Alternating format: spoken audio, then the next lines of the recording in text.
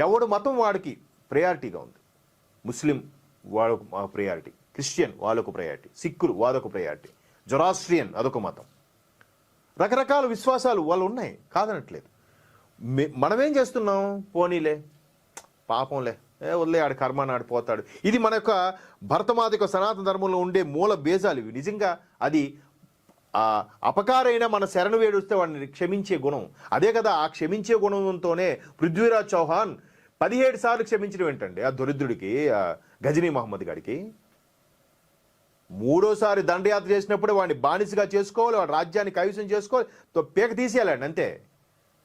17ఓసారి వరకు క్షమించడం ఏంటి?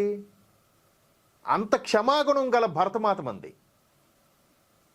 భరతమాతకి ఎంత ఓర్పు ఉందో అంతకు మించిన అదే ఓర్పుతో మన రాజులు కూడా పరిపాలించారు. అలా పరిపాలించారు కాబట్టి దుర్మార్గులు ఎంటర్ అయ్యారు. ఇక్కడ అది పనికిరాదు ఈ కలియుగంలో ప్రస్తుత తరుణం.